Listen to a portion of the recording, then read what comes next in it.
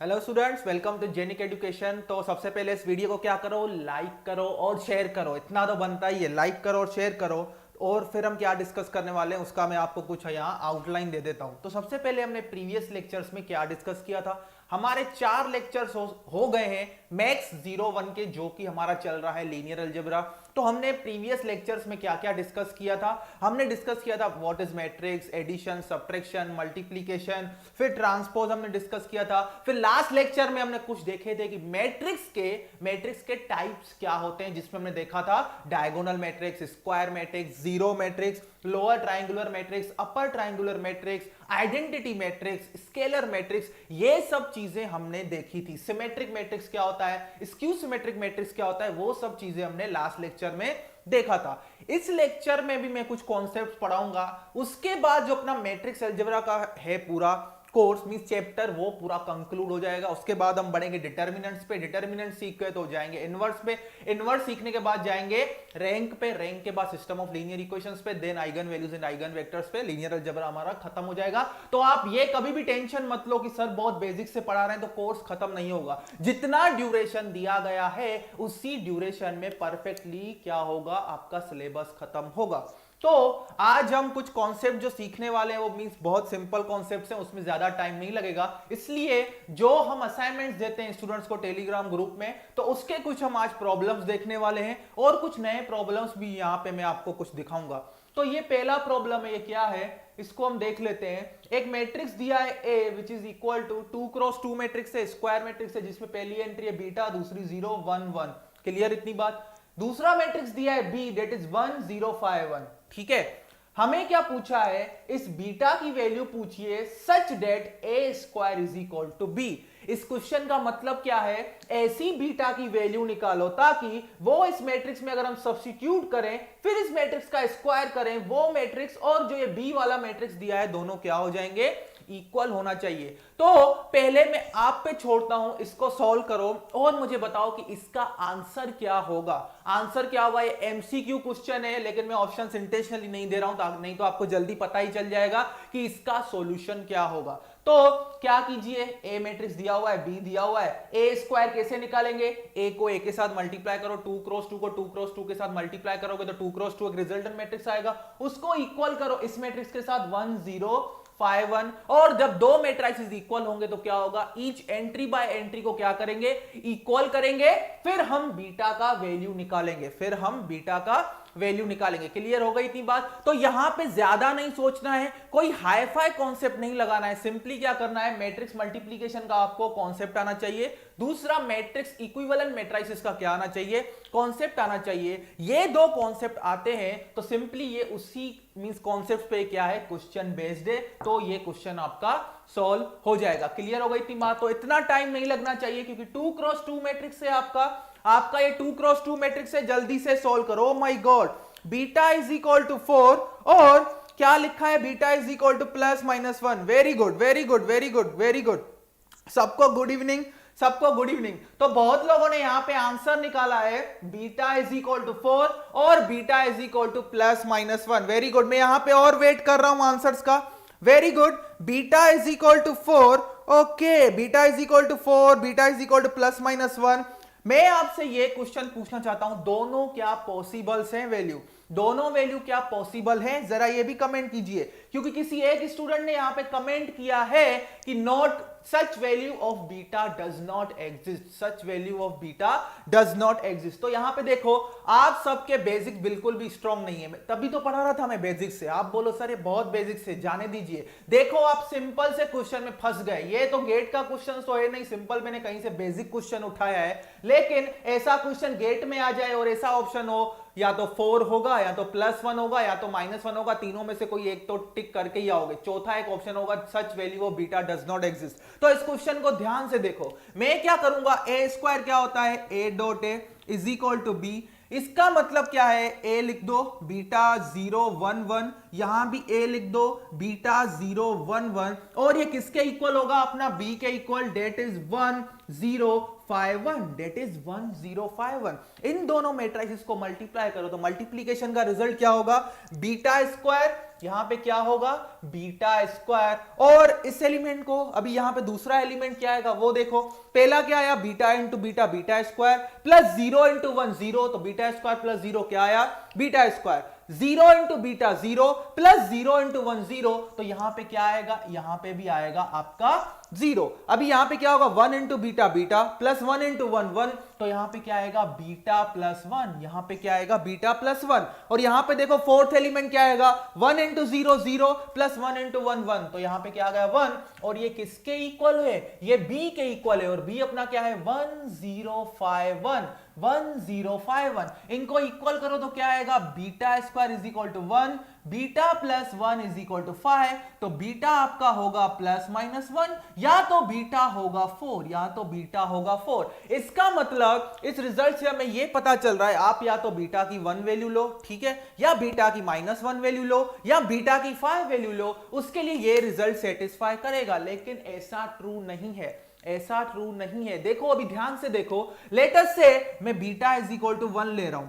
Beta is equal to 1 के लिए ए square यहां पे देखो क्या होगा? 1 होगा, ये क्या होगा? 0 होगा, ये होगा 1 होगा, और ये क्या होगा? 2 होगा, जो कि इसके इक्वल नहीं आया। 1015 के इक्वल नहीं आया। Similarly beta is equal to -1 रखोगे तो भी ये मैट्रिक्स नहीं आएगा। Similarly beta is equal to 4 रखोगे तो भी ये मैट्रिक्स नहीं आएगा। इसका मतलब ये रिलेशन सेटिस्फाई करने के लिए बीटा की कोई भी वैल्यू ले लेंगे, ये रिलेशन सेटिस्फाई नहीं होने वाला है, ये रिलेशन सेटिस्फाई नहीं होने वाला है। क्लियर हो गई बात? तो इस क्वेश्चन का आंसर क्या आएगा? There does not exist such value of beta such that A square is equal to b, such that A square is equal to b. तो जिन लोगों ने 4 और प्लस माइनस 1 आंसर दिया था उनको डाउट क्लियर हो गया यहां पे?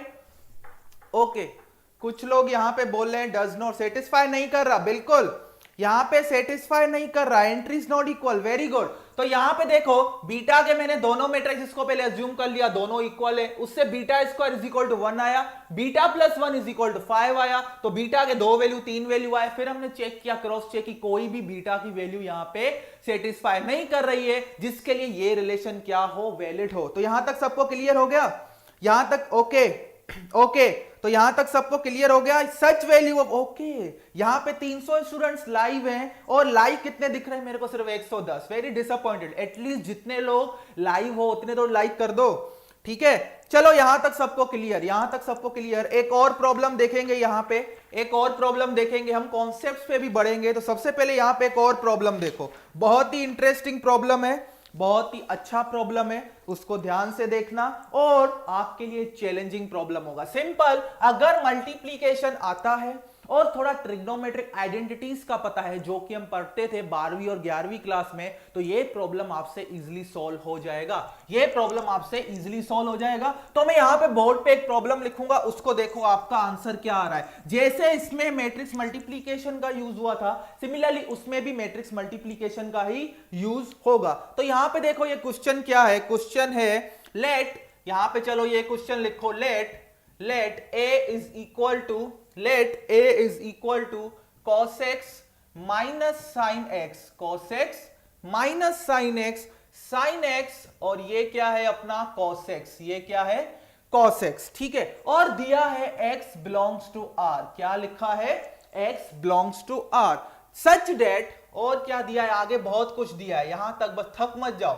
such that a to the power 32 is equal to, a to the power 32 is equal to 0 minus 1 1 0 0 minus 1 1 0, then a value of x is, तो x की वैल्यू पूछी है। जैसे कि इस प्रॉब्लम में इस रिलेशन के लिए बीटा की वैल्यू पूछी थी, सिमिलरली इस प्रॉब्लम में इस रिलेशन के लिए क्या पूछी है? x की वैल्यू हमें पूछी है, x की वैल्यू पूछी है। जिसको ट्रिग्नोमेट्रिक आइडेंटिटीज का अच्छे से नॉलेज होगा, उसके लिए ये प्रॉब्लम सॉल्व करना बहुत ही इजी है। तो सबसे पहले यहां पे अप्रोच क्या होगा? हमें a पता है, ए टू द पावर 32 मतलब क्या है, ए को 32 टाइम्स मल्टीप्लाई करेंगे, फिर कुछ रिजल्ट आएगा, फिर उसको इस मैट्रिक्स के साथ क्या करेंगे, कंपेयर करेंगे एंट्री बाय एंट्री, तो हमें क्या मिल जाएगा, एक्स मिल जाएगा।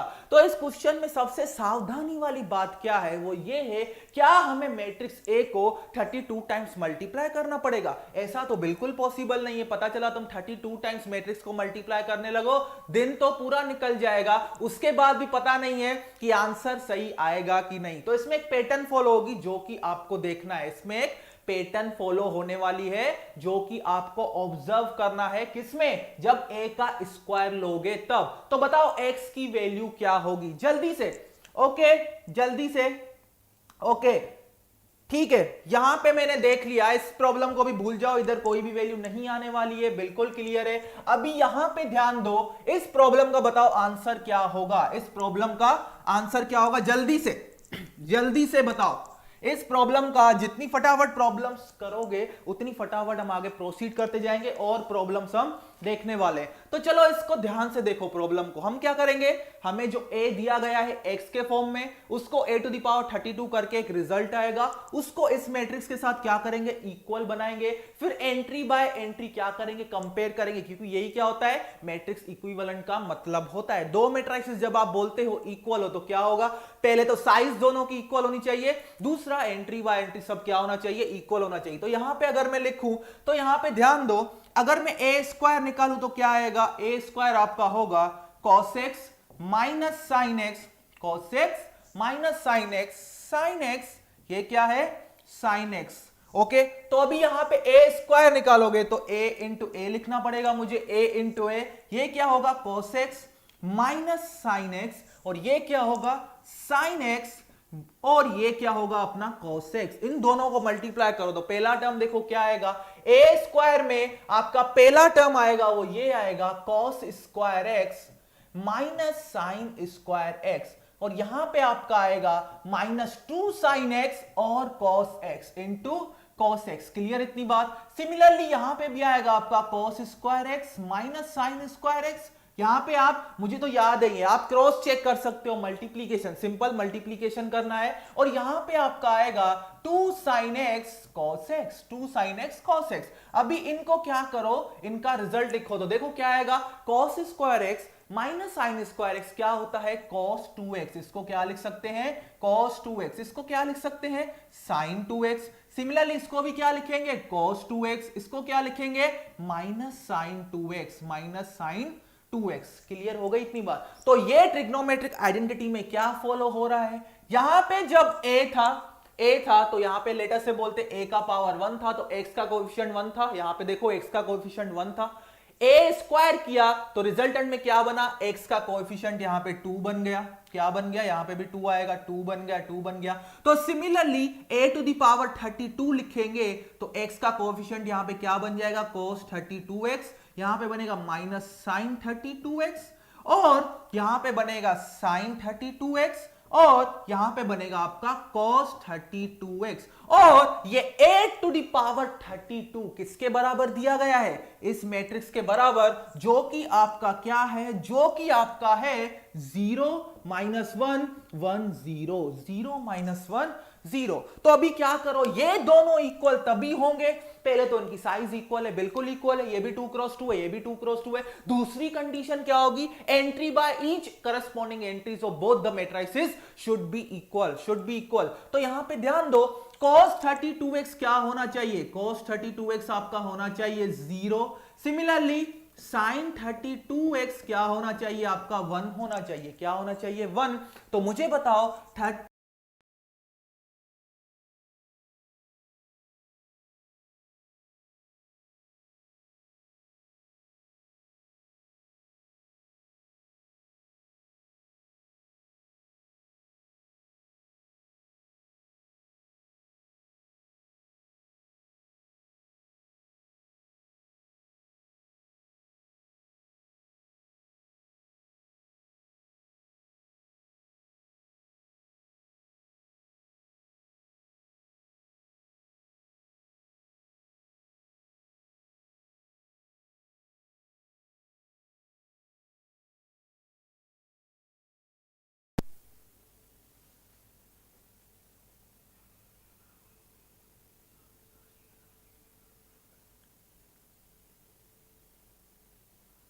तो अभी कंटिन्यू है लेक्चर।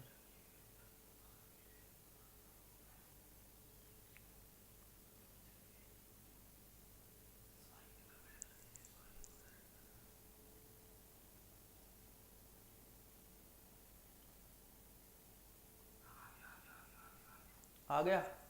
चलो थोड़ा वीडियो में कुछ टेक्निकल प्रॉब्लम हो गया था, चलो अभी वापस से इसको रिज्यूम करते हैं। कुछ प्रॉब्लम हो गया था बैक एंड पे टेक्निकल, तो मैं फिर से यहाँ पे बता रहा हूं। क्या मैं यहाँ पे बता रहा था, मैंने क्या बोला, यहाँ पे ए आपको दिया गया है, ए आपको दिया गया है cos x minus sin x cos x।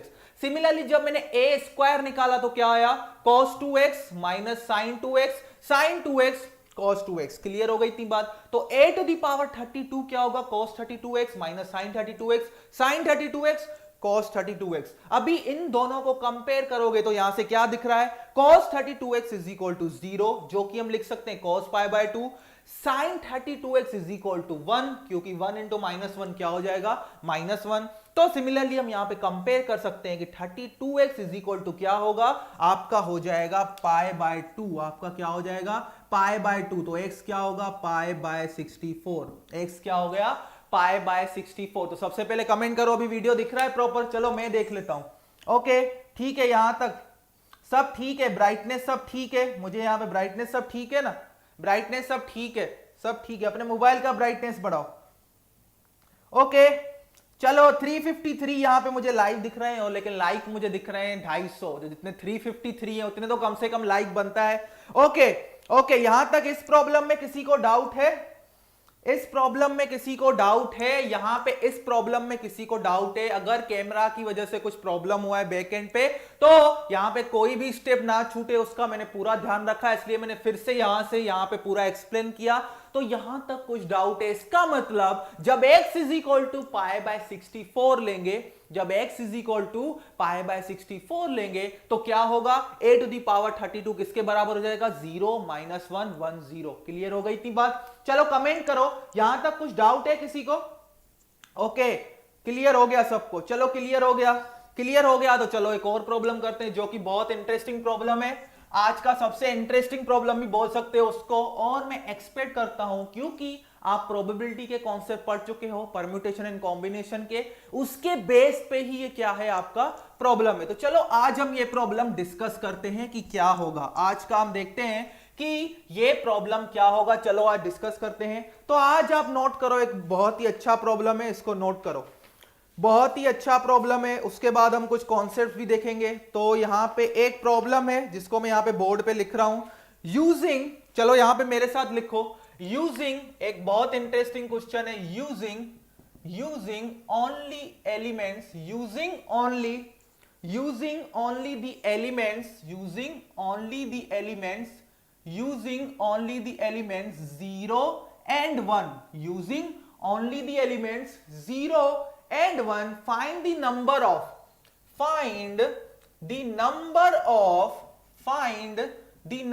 of 3 cross 3 matrices, 3 cross 3 matrices, 3 cross 3 matrices। इसमें पहला केस क्या है, डेट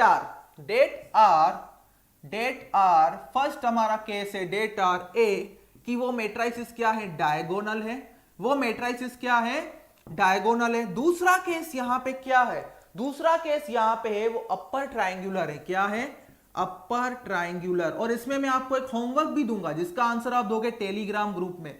और चलो इसको सॉल्व करो। तो मैंने यहां पे क्या बोला, using only the element 0 and 1। इसका मतलब आपको कौन से एलिमेंट्स यूज करने हैं, सिर्फ दो एलिमेंट, जो कि क्या है, 0 एंड 1, जो कि क्या है, 0 and 1। Find the number of 3 cross 3 matrices, find the number of 3 cross 3 matrices, that are, first क्या है, डायगोनल, दूसरा क्या है, अपर ट्रायंगुलर। इस क्वेश्चन को भी समझो कि ये क्वेश्चन क्या कहना चाहता है। ये क्वेश्चन ये कहना चाहता है कि अगर मैं 0 एंड 1 सिर्फ इन दोनों एलिमेंट्स का यूज करूं, अगर मैं 0 एंड 1 इन एलिमेंट्स का यूज करूं, तो बताओ कि आप टोटल कितने डायगोनल मैट्रिसेस इन दोनों एलिमेंट की हेल्प से बना सकते हो। क्लियर हो गई इतनी बात। तो क्वेश्चन में फिर से रिपीट कर रहा हूं, ये बहुत ही इंटरेस्टिंग क्वेश्चन है। इस क्वेश्चन के लिए आपको पहली कंडीशन ये पता होनी चाहिए कि डायगोनल मैट्रिक्स क्या होता है। दूसरी चीज आपको यह पता होनी चाहिए कि अपर ट्रायंगुलर मैट्रिक्स क्या होता है। तो इस क्वेश्चन का यह मतलब है कि आप 0 एंड 1 जो दो एलिमेंट्स हैं उनका यूज करके कितने 3x3 साइज के डायगोनल और अपर ट्रायंगुलर मैट्रिसेस बना सकते हो, फॉर्म कर सकते हो। क्लियर हो गई इतनी बात? तो मैं एक्सपेक्ट कर रहा हूं आपसे आंसर। बिल्कुल, अरे बिल्कुल पॉसिबल है, वो भी यहां पे ध्यान मत दो। मैं यहां पे सिर्फ ये बोल रहा हूं इस कंडीशन का यूज करो, इस कंडीशन का यूज करो, और मुझे पहले ये बताओ कि कितने डायगोनल मैट्रिसेस आप बना सकते हो, कितने डायगोनल मैट्रिसेस आप बना सकते हो। बिल्कुल बिल्कुल, okay, very good very good very good very good. तो 827 मतलब क्या होता है? 827 मतलब क्या? 3 टू द पावर, यहां पे देखो इस क्वेश्चन में इस सिंपली क्या बोला है, मैं एक बार फिर से लास्ट टाइम रिपीट कर रहा हूं। आपके पास दो एलिमेंट्स हैं 0 एंड 1, और आपको maximum number of possible 3x3 matrices बताने हैं, कितने आप बना सकते हो। वो कौन से मैट्रिसेस होने चाहिए? पहले डायगोनल, दूसरे अपर ट्रायंगुलर मैट्रिसेस। दूसरा क्या होना चाहिए? Upper triangular matrices. क्लियर हो गई इतनी बात? 8, oh my God 8, very good very good very good very good. 1 गलत है, बिल्कुल गलत है। जिसने भी 1 दिया है बिल्कुल गलत है, बिल्कुल। Okay, very good. 8 3 6, very good very good very good. 8 3 6 क्या हो रहा है यहां पे? चलो इस क्वेश्चन को ध्यान से समझो, कमेंट्स करते रहो, और यहां पे भी मेरे साथ यहां पे बने रहना। मैं इसका सॉल्यूशन अच्छे से बता रहा हूं, क्योंकि जो अपर ट्रायंगुलर वाला केस है वो बहुत ही इंटरेस्टिंग केस है, बहुत ही इंटरेस्टिंग केस है। एज वेल एज 0 जो डायगोनल मैट्रिक्स है वो भी एक इंटरेस्टिंग केस है। यहां पे ध्यान देना कैसे, क्योंकि कुछ स्टूडेंट्स को यहां पे ये कंफ्यूजन हो सकता है कि क्या सर डायगोनल मैट्रिक्स जो होती है, डायगोनल मैट्रिक्स होती है, क्या वो जीरो मैट्रिक्स डायगोनल मैट्रिक्स बोल सकते हैं? क्या जीरो मैट्रिक्स को अपर ट्रायंगुलर मैट्रिक्स बोल सकते हैं? क्या जीरो मैट्रिक्स को लोअर ट्रायंगुलर मैट्रिक्स बोल सकते हैं? तो मेरी एक बात याद रखना, जो आपका जीरो मैट्रिक्स है ये आपके नोटबुक में नोट कर लेना, जो जीरो मैट्रिक्स है वो डायगोनल मैट्रिक्स भी होता है, उसको हम डायगोनल मैट्रिक्स भी बोल सकते हैं, डायगोनल मैट्रिक्स। जीरो मैट्रिक्स को अपर ट्रायंगुलर मैट्रिक्स भी बोल सकते हैं, जीरो मैट्रिक्स को लोअर ट्रायंगुलर मैट्रिक्स भी बोल सकते हैं। क्लियर हो गई इतनी बात? तो मैं जब आपसे पूछूं कि क्या जीरो मैट्रिक्स डायगोनल मैट्रिक्स है, बिल्कुल आप बोलोगे डायगोनल मैट्रिक्स है, क्योंकि यहां पे ये कंडीशन सेटिस्फाई हो रही है। डायगोनल मैट्रिक्स के लिए कंडीशन क्या होनी चाहिए? एक कंडीशन होनी चाहिए कि सारे आपके ऑफ डायगोनल एंट्रीज क्या होने चाहिए? 0। तो जीरो मैट्रिक्स में वो चीज तो सेटिस्फाई होती है। और दूसरी कंडीशन होती है कि आपके डायगोनल एंट्रीज कुछ भी हो सकते हैं, आपके डायगोनल एंट्रीज कुछ भी हो सकते हैं। सिमिलरली लोअर ट्रायंगुलर मैट्रिक्स का कंडीशन क्या है? लोअर ट्रायंगुलर मैट्रिक्स का कंडीशन ये है, लोअर ट्रायंगुलर मैट्रिक्स का कंडीशन ये है कि डायगोनल के ऊपर के एलिमेंट्स क्या होने चाहिए? 0, और डायगोनल और उसके नीचे के एलिमेंट्स कुछ भी हो सकते हैं, 0 भी हो सकते हैं, नॉन जीरो भी हो सकते हैं। सिमिलरली अपर ट्रायंगुलर मैट्रिक्स का केस है। तो अगर diagonal matrix, upper triangular matrix, lower triangular matrix, इन तीनों के कंडीशंस देखोगे तो वो जीरो मैट्रिक्स सारे कंडीशन सेटिस्फाई कर रहा है, सारे कंडीशन सेटिस्फाई कर रहा है। तो अभी यहां पे ध्यान दो, मुझे क्या बनाना है? 3x3 matrix. मुझे क्या बनाना है? 3x3 diagonal matrix, 3x3 diagonal matrix. तो मुझे यहां पे इन तीनों एलिमेंट्स में क्या है? इंटरेस्ट है। इन तीनों एलिमेंट्स में इंटरेस्ट है। क्यों? क्योंकि बाकी तो मुझे पता है ये 0 होगा, ये भी 0 होगा, ये भी 0 होगा, ये भी 0 होगा, ये भी 0 होगा, ये भी 0 होगा, क्योंकि डायगोनल मैट्रिक्स में ऑफ डायगोनल एंट्रीज क्या होंगे? 0 होंगे। ऑफ डायगोनल एंट्रीज क्या होंगे? हमेशा 0। तो अभी बस मुझे ये तीन जगह क्या करनी है? फिल करनी है। सिंपली यहां पे देखो परम्यूटेशन एंड कॉम्बिनेशन वाला कॉन्सेप्ट लगाएंगे। यहां पे ये एक जगह है, यहां पे दूसरी जगह है, यहां पे तीसरी जगह है। तो इस जगह को कितने वेज में हम फिल कर सकते हैं? 2 वेज में फिल कर सकते हैं, क्योंकि अपने पास दो ही एलिमेंट है, 0 एंड 1, 0 एंड 1। तो इसको 2 वेज में हम फिल कर सकते हैं। सिमिलरली इस जगह को भी हम कितने वेज में हम भर सकते हैं? 2 वेज में, क्योंकि दो ही चीजें यहां पे पॉसिबल है, या तो एलिमेंट आपका 0 होगा या तो 1 होगा। तो यहां पे भी 2, सिमिलरली यहां पे भी 2। तो पॉसिबल कितने कॉम्बिनेशंस बनेंगे? 2 cross 2 cross 2, that is 8, that is 8। Clear हो गई इतनी बात? क्लियर हो गई इतनी बात? अच्छा मुझे ये बात बताओ, अगर ये 4x4 मैट्रिक्स होता, अगर ये 4x4 मैट्रिक्स होता तो क्या होता? यहां पे एक और यहां पे बढ़ जाता, यहां पे क्या आ जाता? 2 आ जाता। फिर ये क्या आ जाता? 2x4। ये क्या आ जाता? 2x4। ये क्या आया था मेरा? 2x3। सिमिलरली यहां पे 5x5 मैट्रिक्स होगा, इंटू 2 हो जाएगा, तो क्या हो जाएगा? 2x5। क्या हो जाएगा? 2x5। और यहां पे ध्यान दो, ये अपना क्या है, ये अपना है order of square matrix, order of square matrix. तो इसका मतलब क्या है, अगर मेरे पास एक स्क्वायर मैट्रिक्स है जिसका साइज है n क्रॉस n, जिसका साइज है n क्रॉस n, तो मैं मैक्सिमम नंबर ऑफ कितने डायगोनल मैट्रिसेस क्या कर सकता हूं, बना सकता हूं, डिफरेंट टाइप्स के, 2 to the power n, 2 to the power n। Clear हो गया। तो ये वाला जो केस था ये 3x3 मैट्रिक्स का केस था। और अगर हम इसको जनरलाइज केस बनाए उस मैट्रिक्स के लिए जिसका साइज हो n क्रॉस n, तो उसके लिए total number of diagonal matrices क्या होंगे, 2 to the power n, 2 to the power n। Clear हो गया। अगर मेरे पास 2x2 मैट्रिक्स होता और मुझे पता लगाना है कितने नंबर ऑफ डायगोनल मैट्रिसेस हो सकते हैं, तो वो क्या होता, 2 टू दी पावर 2, मतलब टोटल 4। जैसे कि यहां पे आया 8, यहां पे आया 16, यहां पे क्या आया 32, यहां पे क्या आया 32। क्लियर हो गई इतनी बात, यहां तक किसी को कुछ डाउट है? ओके 32। यहां पे इस केस के आ गए 8, यहां पे किसी को कुछ डाउट है कि जनरलाइज केस में 2 टू दी पावर n कैसे आया? जनरलाइज केस में 2 टू दी पावर n आएगा। ओके 32 किसका आंसर है? 32 किसका आंसर है, जल्दी से बताओ मुझे। 8 और 32, 8 और 32 बिल्कुल।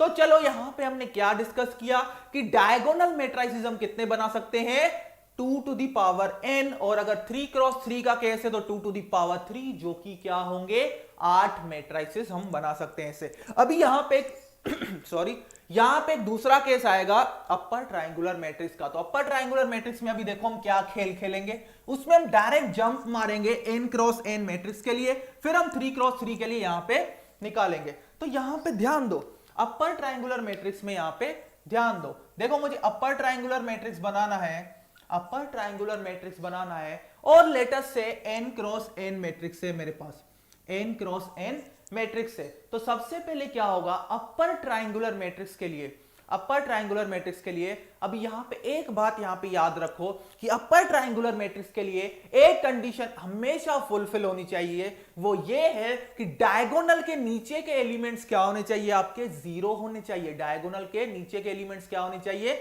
0। अभी यहां पे बात क्या समझनी है हमें, वो कि आपके पास लेटर से 2x2 मैट्रिक्स है, 3x3 मैट्रिक्स है, 4x4 मैट्रिक्स है, n क्रॉस n मैट्रिक्स है, उसमें डायगोनल एलिमेंट्स आपके कितने होंगे, डायगोनल एलिमेंट्स आपके होंगे n, डायगोनल एलिमेंट्स कितने होंगे, n होंगे। बरोबर, इतनी बात पता चल गई। डायगोनल एलिमेंट्स आपके कितने होंगे, n। और मुझे एक बात बताओ, अगर मैट्रिक्स का साइज दिया गया है n क्रॉस n, जैसे कि 2x2, तो टोटल नंबर ऑफ एलिमेंट्स कितने होंगे 4। मैट्रिक्स का साइज है 3x3, तो टोटल नंबर ऑफ एलिमेंट्स कितने होंगे 9। मैट्रिक्स का साइज है 4x4, तो टोटल नंबर ऑफ एलिमेंट्स कितने होंगे उस मैट्रिक्स में 16। तो सिमिलरली यहां पे देखो, अगर मैट्रिक्स का साइज है n क्रॉस n, तो टोटल नंबर ऑफ एलिमेंट्स कितने होने चाहिए, टोटल नंबर ऑफ एलिमेंट्स आपके होंगे n स्क्वायर, आपके कितने होंगे n स्क्वायर होंगे।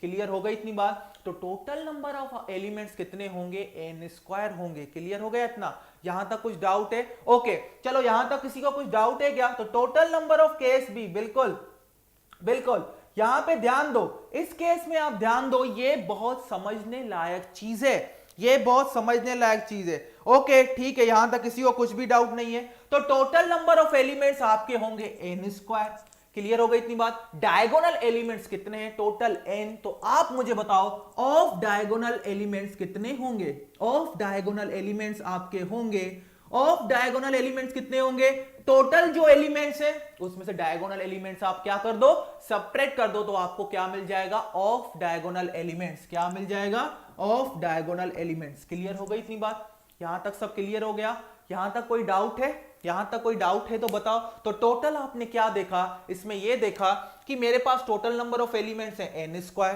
तो डायगोनल एलिमेंट्स हैं n, तो ऑफ डायगोनल एलिमेंट्स कितने होंगे, n square minus n, n square minus n। तो क्योंकि ये अपर ट्रायंगुलर मैट्रिक्स बनेगा, तो एक बात यहां पे ध्यान देने वाली वो है, नीचे वाले सारे एलिमेंट्स क्या होंगे, 0 होंगे। क्या होंगे, 0। इसका मतलब टोटल ऑफ डायगोनल एलिमेंट्स कितने हैं, n स्क्वायर माइनस n। और यहां पे एक बात ध्यान दो, आधे डायगोनल एलिमेंट्स कहां होंगे, डायगोनल के ऊपर, आधे डायगोनल एलिमेंट्स कहां होंगे, डायगोनल के नीचे, डायगोनल के नीचे।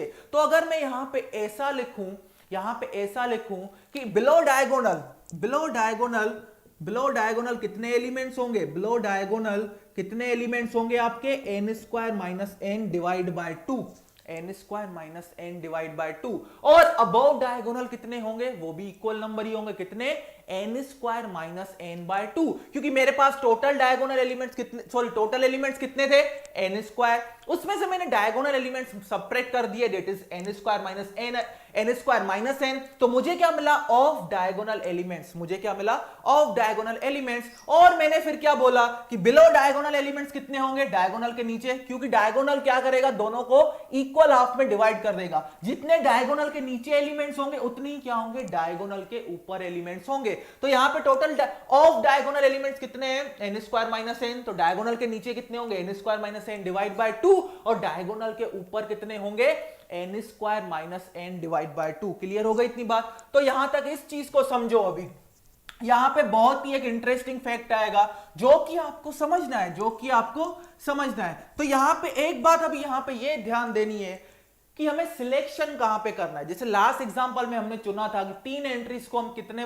वेज में हम फिल कर सकते हैं, 2 टू दी पावर n में। तो यहां पे एक बात आप यहां पे ये याद रखो कि ये वाली जो एंट्रीज है, डायगोनल के नीचे वाली जो एंट्रीज है, उनको कितने फॉर्म में हम फिल कर सकते हैं, एक ही वे में हम फिल कर सकते हैं, क्योंकि यहां पे 0 और 1 का यहां पे कोई भी सिलेक्शन नहीं कर सकते। यहां पे 100% हमारे पास दो चॉइसेस है, या तो 0 लेंगे या तो 1 लेंगे, इसलिए हर एंट्री के लिए 2 पॉसिबल केसेस बनेंगे। लेकिन क्योंकि अपर ट्रायंगुलर मैट्रिक्स बनाना है तो डायगोनल के नीचे के जो सारे एलिमेंट्स हैं वो 0 होने चाहिए। इसका मतलब डायगोनल के नीचे के जो एलिमेंट्स हैं वहां पे सिलेक्शन नहीं चलेगा, वहां पे 100% 0 ही आएंगे। डायगोनल के नीचे के जो एलिमेंट्स हैं वो 100% 0 होंगे, इसका मतलब वहां पे हमें सिलेक्शन का कोई भी चांस नहीं है, कोई भी मार्जिन नहीं है। वो एंट्रीज भरने का एक ही रास्ता है, वो एंट्रीज भरने का एक ही रास्ता है। क्लियर हो गई इतनी बात। तो इस एंट्री को भरने का एक ही रास्ता है, इस एंट्री को भरने का एक ही रास्ता है। इन शॉर्ट जो डायगोनल के नीचे के एंट्रीज हैं, डायगोनल के नीचे के एंट्रीज हैं, उनको भरने का एक ही रास्ता है। क्या? सब जगह 0 रख दो, सब जगह क्या रख दो, 0 रख दो। क्लियर हो गई इतनी बात। लेकिन डायगोनल एंट्रीज जो हैं और डायगोनल के ऊपर जो एंट्रीज हैं, जो डायगोनल एंट्रीज हैं और जो डायगोनल के ऊपर की एंट्रीज है, वो एंट्रीज भरने के हमारे पास 2 रास्ते हैं। वहां पे 0 भी आ सकता है, वहां पे 1 भी आ सकता है, वहां पे 1 भी आ सकता है। क्लियर हो गई इतनी बात। तो हम कौन से एलिमेंट्स में इंटरेस्टेड हैं? अभी हम डायगोनल वाले एलिमेंट्स में इंटरेस्टेड है और जो डायगोनल के ऊपर एलिमेंट्स हैं उसमें इंटरेस्टेड है। तो हम यहां पे लिखेंगे डिजायर्ड एलिमेंट्स, यहां पे चलो ऐसे लिख देते हैं डिजायर्ड एलिमेंट्स, या तो ऐसा लिख दो, डिजायर्ड नहीं, रिक्वायर्ड एलिमेंट्स, यहां पे लिख दो रिक्वायर्ड एलिमेंट्स हमें कौन से चाहिए, क्योंकि यहां पे सिलेक्शन का कोई भी चांस नहीं है, इनको भरने का एक ही रास्ता है, तो इनका तो कुछ रोल ही प्ले नहीं होगा। हमें किन पे फोकस करना है? डायगोनल एलिमेंट्स पे, और डायगोनल के ऊपर जो एंट्रीज है उन पे। वो टोटल कितनी एंट्रीज है वो देखो। तो रिक्वायर्ड एलिमेंट्स क्या होंगे? डायगोनल एंट्रीज कितनी होंगी? n, और डायगोनल के नीचे अगर n square minus n by 2 entries है तो डायगोनल के ऊपर भी कितनी होंगी? n square minus n by 2, n square minus n by 2। Clear हो गई इतनी बात। तो ये आएगा आपका n bye 2 plus n square by 2, इसमें से n कॉमन निकालो, n बाय 2 1, तो यहां पे क्या आएगा n प्लस 1। तो ये आपका आ गया रिक्वायर्ड एलिमेंट्स। ये क्या आ गया? Required elements. तो मैं क्या बोल रहा हूं, अगर n क्रॉस n मैट्रिक्स है, अगर आपके पास n क्रॉस n मैट्रिक्स है तो आपके पास ऑप्शन है इतनी एंट्रीज को फिल करना, तो वो उसके रास्ते 2 ही है, या तो 0 में फिल करोगे या तो 1 में फिल करोगे। तो अभी यहां पे एक बात देखो, अगर आपके पास 2 एंट्रीज हैं और 0 से आपको फिल करना है, या तो 0 से या तो 1 से, तो यहां पे भी 2 रास्ते हैं, यहां पे भी 2 रास्ते हैं, तो 2 टू दी पावर 2। सिमिलरली अगर 3 एंट्रीज हो तो 2 to the power n। Similarly यहां पे कितने एंट्रीज हैं? n bye 2 to the n plus 1, n bye 2 into n plus 1, तो इसके कितने रास्ते होंगे? 2 to the power n bye 2 into n plus 1, 2 to the power n bye 2 into n plus 1। तो इसका मतलब क्या है, अगर आपके पास n क्रॉस n मैट्रिक्स है, अगर आपके पास n क्रॉस n मैट्रिक्स है और आपके पास सिर्फ दो एलिमेंट्स है 0 एंड 1, 0 एंड 1, और आपसे पूछ रहा है कि maximum possible number of triangular matrices आप कितने बना सकते हो, तो वो कितने होंगे 2 to the power n bye 2 into n plus 1। और अगर 3 क्रॉस 3 का केस है तो n की जगह हम क्या रख देंगे 3 रख देंगे, n की जगह हम क्या रख देंगे 3। और 2 क्रॉस 2 का केस है तो n की जगह हम क्या रख देंगे 2। 5 क्रॉस 5 का केस है, 6 क्रॉस 6 का केस है, तो यहां पे n की जगह क्या रख देंगे, ऐसे 2 रख देंगे, 3 रख देंगे, 4 रख देंगे, 5 रख देंगे। जिस हिसाब से हमें पूछा गया है क्वेश्चन, उस हिसाब से हम यहां पे क्या कर देंगे, वैल्यू को सब्स्टिट्यूट कर देंगे। ये बहुत ही इंपॉर्टेंट क्वेश्चन था, ये बहुत ही इंपॉर्टेंट क्वेश्चन था। अगर किसी को कुछ भी समझ में नहीं आ रहा है तो कमेंट करो जरा। Okay okay okay okay 2 to the power 6, 2 to the power 6, very good, 2 to the power 6, very good. और एक स्टूडेंट ने यहां पे कमेंट किया है कि सर अगर ये कॉम्बिनेशंस लेंगे तो एक कॉम्बिनेशन ऐसा भी बन सकता है कि ये जो सारे एलिमेंट्स हैं डायगोनल और डायगोनल के ऊपर, वो सारे के सारे जीरो भी हो सकते हैं। डायगोनल और डायगोनल के ऊपर के सारे एलिमेंट्स जीरो भी हो सकते हैं, बिल्कुल। तो वो जीरो मैट्रिक्स का केस होगा। और जीरो मैट्रिक्स को जैसा कि मैंने पहले ही बताया, अपर ट्रायंगुलर मैट्रिक्स भी बोल सकते हैं, लोअर ट्रायंगुलर मैट्रिक्स भी बोल सकते हैं, और जीरो मैट्रिक्स को हम डायगोनल मैट्रिक्स भी बोल सकते हैं। क्योंकि जीरो मैट्रिक्स क्या कर रहा है, अपर ट्रायंगुलर मैट्रिक्स की जो डेफिनेशन है, लोअर ट्रायंगुलर मैट्रिक्स की जो डेफिनेशन है, डायगोनल मैट्रिक्स की जो डेफिनेशन है, वो तीनों की तीनों डेफिनेशंस क्या कर रहा है, सेटिस्फाई कर रहा है, सेटिस्फाई कर रहा है। Okay okay very good. Okay यहां तक किसी को डाउट है?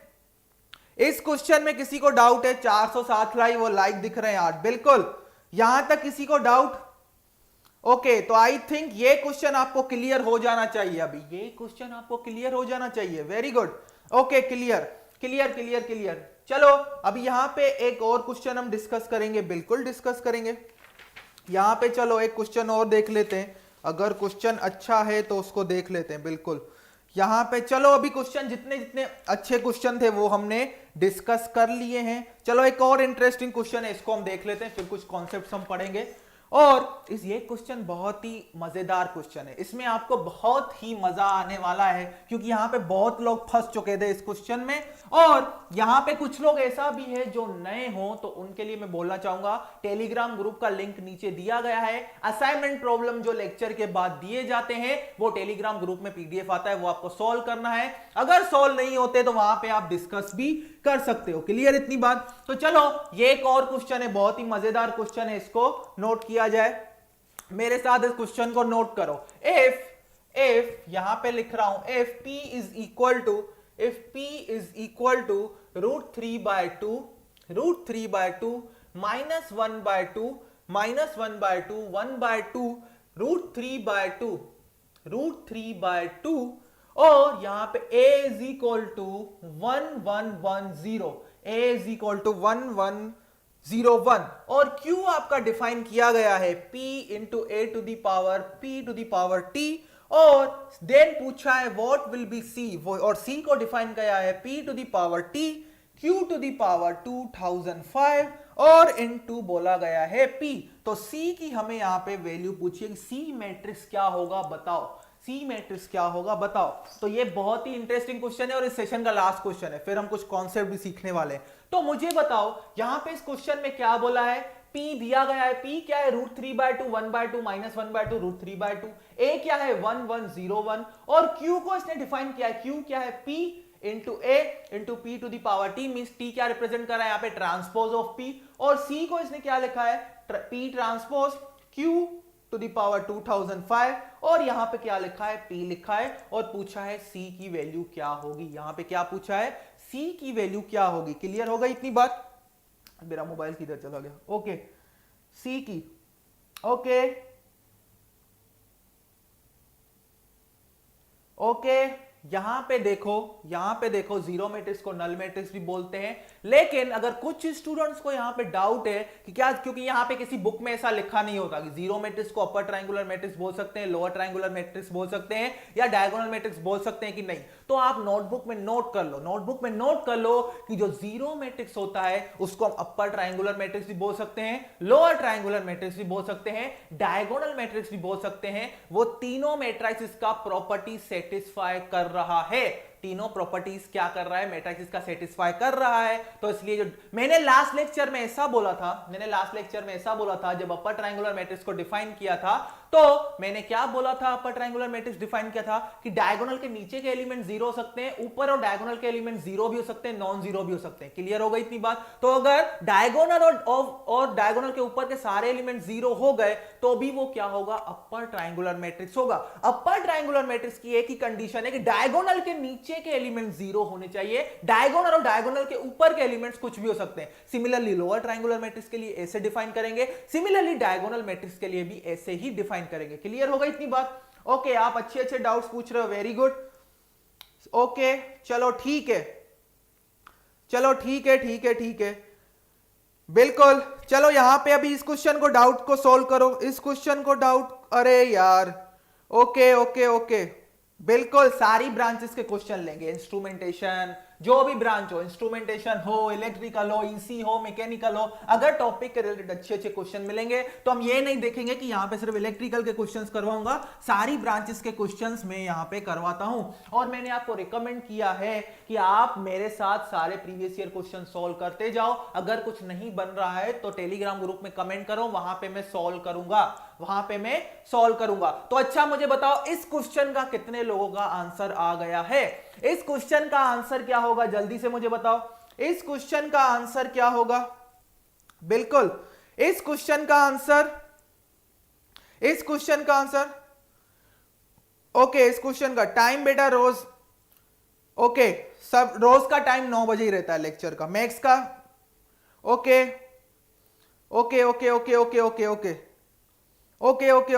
रोज 9 बजे ही लेक्चर रहता है मैक्स का। चलो इसमें जिसको भी डाउट्स है मैं यहाँ पे क्लियर कर दूंगा। यहाँ पे इस क्वेश्चन को देखो, हमें क्या करना है, तो मुझे पूछा है सी, तो देखो सी को मैं कैसे लिख लूंगा, सी को हम लिखेंगे p to the power t, और ये q टू दी पावर 2005 हमें क्या बता रहा है, q को 2005 टाइम्स हमें लिखना है, तो अगर q को एक बार लिखना हो तो क्या आएगा, p a to the power pt, फिर एक बार और लिखेंगे क्योंकि 2005 बार लिखना है, p a to the power pt, और कितनी बार लिखेंगे, 2005 बार इसको हम लिखेंगे, और लास्ट में क्या आएगा, 2005 बार लिख लिया तो लास्ट में भी यही टर्म आएगा, p a to the power pt, और लास्ट में फिर क्या टर्म निकलेगा, यहाँ पे ये वाला टर्म p वाला, यहाँ पे p वाला। अभी यहाँ पे ध्यान दो, ये बहुत ही इंटरेस्टिंग क्वेश्चन है और बहुत अच्छा क्वेश्चन है। तो यहाँ पे मुझे c बोला गया था, c को मैंने एज इट इज लिखा, यहाँ पे समझो p to the p transpose, ये लिख दिया p ट्रांसपोज। q को कितनी बार लिखना है, 2005 बार बोर्ड पे तो लिखूंगा नहीं, तो मैंने क्या लिखा, एक बार लिखा, 2 बार लिखा, बीच में सारे छूट गए और लास्ट वाला लिख दिया p a to the power p a into p to the power t, और लास्ट में ये वाला p मैंने लिख दिया, अभी यहाँ पे ध्यान दो, हम ऐसा कर सकते हैं, इन दोनों मैट्रिक्स को मल्टीप्लाई कर सकते हैं, सिमिलरली यहाँ पे भी आएगा pt into the power t, अंदर और सारे टर्म्स आएंगे, pt into power p, pt into power p, और सिमिलरली यहाँ पे भी एक आया pt into power p, similarly इससे पहले भी एक आएगा pt into p to the power t into p। तो हमें पहले ये निकालना है स्टूडेंट्स कि p to the power t क्या है, p to the power t into p का रिजल्ट क्या होगा, p to the power t into p का रिजल्ट क्या होगा, वो यहां पे ध्यान दो। अगर ये मेरे पास p है तो p to the power t क्या p क्या ट्रांसपोज जो कि होगा, चलो इसमें अभी देखो क्या हो रहा है, ये p है, p to the power t क्या होगा, इसका मतलब ट्रांसपोज लेना है। ट्रांसपोज कैसे लोगे, रो को कॉलम बना दो, दोनों रोज को दोनों कॉलम बना दो, तो p ट्रांसपोज क्या होगा, √3/2 1/2 माइनस 1/2 √3/2 और p अपना क्या है, √3/2 1/2 माइनस 1/2 √3/2 और इसको सॉल्व करोगे तो आएगा आइडेंटिटी मैट्रिक्स। क्या आएगा, आइडेंटिटी मैट्रिक्स, जिसको हम लिख सकते हैं आई, जिसको हम क्या लिख सकते हैं आई। तो अगर मैं c को लिखना चाहूं तो c देखो कहां पे आएगा, p ट्रांसपोज इंटू p क्या आ गया, आई आ गया, फिर a के साथ मल्टीप्लाई होगा, फिर i होगा, फिर a के साथ मल्टीप्लाई होगा, फिर i आएगा, फिर a के साथ मल्टीप्लाई होगा, अब तो कहां पे आएगा, यहां पे i आएगा, और फिर यहां पे a आएगा, फिर यहाँ पे आई आएगा, यहाँ पे क्या आएगा आई। अभी याद रखो मैंने ये नहीं बताया है, आइडेंटिटी मैट्रिक्स की एक प्रॉपर्टी होती है, आइडेंटिटी मैट्रिक्स की एक प्रॉपर्टी होती है, अगर आइडेंटिटी मैट्रिक्स को किसी भी मैट्रिक्स के साथ मल्टीप्लाई करोगे तो सेम वही मैट्रिक्स मिलेगा। ये बात आपको याद रखनी है, अगर आइडेंटिटी मैट्रिक्स है उसको किसी भी मैट्रिक्स के साथ मल्टीप्लाई करोगे तो सेम मैट्रिक्स ही मिलेगा। अच्छा यहां पे मुझे एक बात बताओ, इसका मतलब ये आई को ए के साथ मल्टीप्लाई करोगे, आई को ए के साथ मल्टीप्लाई करोगे, आई को ए के साथ मल्टीप्लाई करोगे, आई को ए के साथ मल्टीप्लाई करोगे तो आएगा क्या, ए ही आने वाला है। क्या आने वाला है, ए ही आने वाला है। अच्छा मुझे बताओ कितनी बार आएगा ये, 2005 बार आएगा। 2005 बार क्यों आएगा, यहां पे ध्यान से देखो, ये ए किसकी वजह से आ रहा है, ए इन टर्म्स की वजह से आ रहा है, और ये कितने टर्म्स हैं, 2005 टर्म्स हैं, तो सीधी सी बात है ए भी कितनी बार आएगा, 2005 बार आएगा। और इसको हम ऐसे भी लिख सकते हैं a to the power 2005, a to the power 2005। इसका मतलब अगर मुझे c निकालना हो, अगर मुझे c निकालना हो तो सिंपली क्या निकालना पड़ेगा, a टू दी पावर 2005 मुझे निकालना पड़ेगा, a टू दी पावर 2005 निकालना पड़ेगा। तो चलो इसको निकालो, a टू दी पावर 2005 को निकालो, देखो क्या आ रहा है, बहुत ही इंटरेस्टिंग प्रॉब्लम है। इसका मतलब ये नहीं कि तुम 2005 a को लिख दिया, 2005 बार a को लिख दिया फिर उसको सॉल्व करने बैठे, कभी जिंदगी में सॉल्व नहीं होने वाला, सिर्फ कंप्यूटर में सॉल्व होगा, नोटबुक में सॉल्व नहीं होने वाला है, ठीक है। तो यहां पे इसको ऐसे सॉल्व करो, बिल्कुल बिल्कुल बिल्कुल बिल्कुल बिल्कुल बिल्कुल। यहां पे देखो, यहां पे देखो, मैंने यहां पे सिंपली सारी चीजें आपको एक्सप्लेन कर दी। P ट्रांसपोज इनटू P क्या आया मेरा, I आया, यहां पे देख सकते हो I आएगा। और किसी भी मैट्रिक्स को I के साथ मल्टीप्लाई करोगे तो सेम मैट्रिक्स मिलेगा, A मिलेगा, A और A कितनी बार मिलेगा, 2005 बार मिलेगा, क्योंकि A किसकी वजह से आ रहा है, इन टर्म्स की वजह से आ रहा है, Q वाले टर्म की वजह से। और Q वाला टर्म कितनी बार हमने लिखा, 2005 बार लिखा, 2005 बार। तो A कितना आया, 2005 बार आया। A कितना बार आया, 2005। आज व्यूअर्स ही कम हो गए, आईपीएल के चक्कर में लग रहा है मेरे को। आईपीएल क्या करते हो तुम, बाद में हाइलाइट्स देख लेना आईपीएल के। चलो यहां पे ध्यान दो, यहां पे चलो ध्यान दो, ए कितनी बार आया, 2005 बार आया। ए कितनी बार आया, 2005 बार। अभी याद करो, इससे पहले क्वेश्चन था जिसमें था a टू दी पावर 32, तो उसमें हमने 32 बार तो a को मल्टीप्लाई नहीं किया था, हमने सिर्फ क्या किया था, 2 बार मल्टीप्लाई किया। और हमने सिमिलरली एक ऑब्जर्वेशन किया, वहां पे कुछ पैटर्न फॉलो हो रहा था कि जितनी बार a का पावर बढ़ाते जा रहे हैं उतनी बार x का कोएफिशिएंट क्या होता है, चेंज होता जा रहा था। a टू दी पावर 1 था तो cos के अंदर x का कोएफिशिएंट 1 था, a टू दी पावर 2 था तो cos के अंदर कोएफिशिएंट क्या था, x का 2 था, a टू दी पावर 3 होगा तो cos के अंदर का x का कोएफिशिएंट कितना था, 3 था। और a टू दी पावर 4 होगा, सो ऑन, और a टू दी पावर 32 होगा तो cos के अंदर का कोएफिशिएंट क्या होता, x का 32। सिमिलरली यहां पे कुछ पैटर्न फॉलो होगी, इसको अच्छे से देखो। अभी मैं पहले लिखता हूं a स्क्वायर क्या होगा, a स्क्वायर यहां पे देखो क्या हो रहा है, 1101 1101, a को 2 बार मल्टीप्लाई करो, 1101 1101। अभी यहां पे एक बात ध्यान दो, यहां पे अगर मल्टीप्लीकेशन में कुछ मिस्टेक ना हो उसके लिए एक बात याद रखना, किसी भी 2 अपर ट्रायंगुलर मैट्रिसेस का अगर मल्टीप्लीकेशन कर रहे हो तो आपको रिजल्ट अपर ट्रायंगुलर मैट्रिक्स ही मिलने वाला है। सिमिलरली किसी 2 लोअर ट्रायंगुलर मैट्रिसेस का मल्टीप्लीकेशन करोगे तो रिजल्ट आपको लोअर ट्रायंगुलर मैट्रिक्स ही मिलेगा। तो चलो यहां पे इनको सोल्व करो तो देखो क्या आएगा, इनका रिजल्ट आएगा 1201 1201। क्लियर हो गई इतनी बात, क्लियर हो गई इतनी बात। तो यहां पे देखो a टू दी पावर जब 1 था, a टू दी पावर 1 था तो ये 1 था, ये 1 था, ये तो 0 ही था, ये हमेशा 0 ही आएगा क्योंकि लोअर ट्रायंगुलर मैट्रिक्स है। इसको a to the power 1000 times करो, a to the power n times करो, ये एलिमेंट 0 ही रहेगा, ये एलिमेंट 0 ही रहेगा। तो ये 1 है, ये 1 है, 1 है। a टू दी पावर 2 किया तो यहां पे 2 आया और यहां पे भी क्या आया, 2। इसका मतलब ये वाला नंबर ही यहां पे आ रहा है, ये वाला नंबर ही यहां पे आ रहा है। और ये दोनों नंबर चेंज नहीं हो रहे हैं, ये तो चेंज होगा ही नहीं, जैसे कि मैंने पहले बताया अपर ट्रायंगुलर मैट्रिक्स को कितनी बार भी मल्टीप्लाई करो, अगर 2 upper triangular matrices, 3 upper triangular matrices, अगर सारे के सारे अपर ट्रायंगुलर मैट्रिक्स को आप एक साथ मल्टीप्लाई कर रहे हो तो रिजल्ट क्या होगा, अपर ट्रायंगुलर मैट्रिक्स ही होगा। a टू दी पावर 3 क्या होगा वो देखो, a टू दी पावर 3 निकालोगे तो आएगा 1301 1301। तो हमें यहां से एक ऑब्जर्वेशन पकड़नी है वो कि ये a टू दी पावर वाला नंबर क्या आ रहा है, सेकंड एंट्री में आ रहा है और ये तीनों एलिमेंट्स चेंज नहीं हो रहे हैं, ये तीनों एलिमेंट्स चेंज नहीं हो रहे। क्लियर हो गई इतनी बात? तो हम यहां से क्या कंक्लूजन निकाल सकते हैं? हम यहां से कंक्लूजन निकाल सकते हैं कि a टू द पावर 2005 क्या होगा, ये तीनों एलिमेंट्स तो चेंज होने वाले नहीं है और ये वाला एलिमेंट आएगा यहां पे 2005। क्लियर हो गई इतनी बात? तो और ये 8 टू द पावर 2005 किसके बराबर है? C के बराबर है। तो एक्चुअली आंसर हमने किसका निकाला? C का निकाला। तो C का आंसर क्या आया?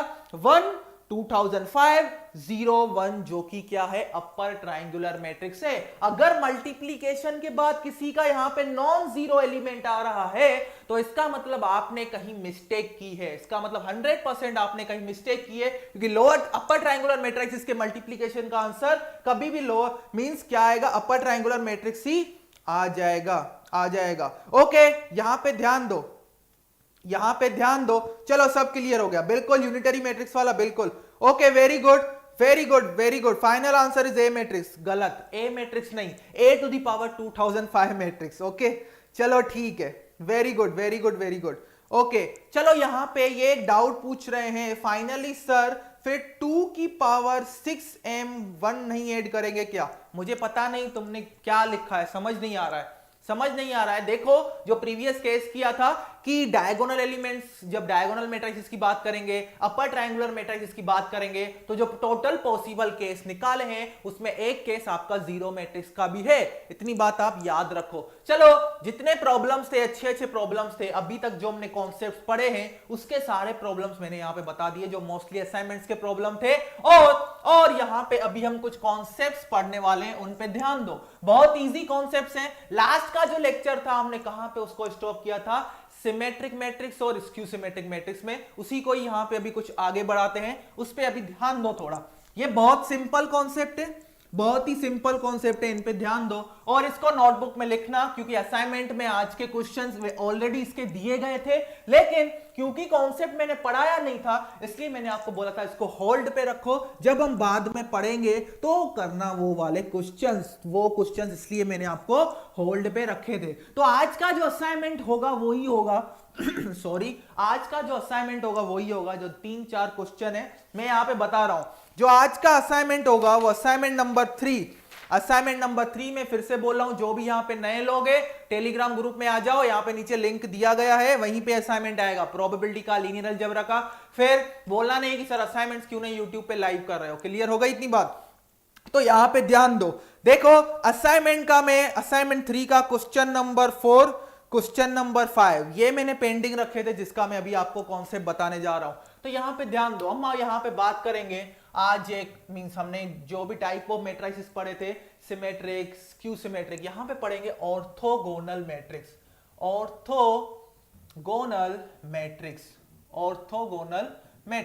लेटस से मेरे पास एक मैट्रिक्स से A, अगर मेरे पास एक मैट्रिक्स से A और ये प्रॉपर्टी सेटिस्फाई हो रही है, it is A transpose into A is equal to A into A transpose is equal to I। क्या इसका मतलब है? चलो ये लास्ट, अरे फिर से लग रहा है नेट चल रहा है कि नहीं चल रहा?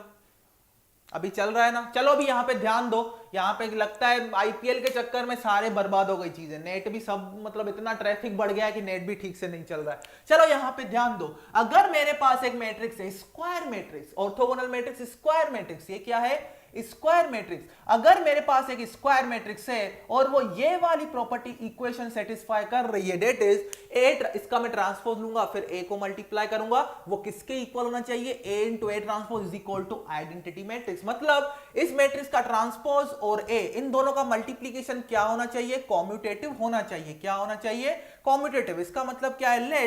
Late B is equal to A transpose.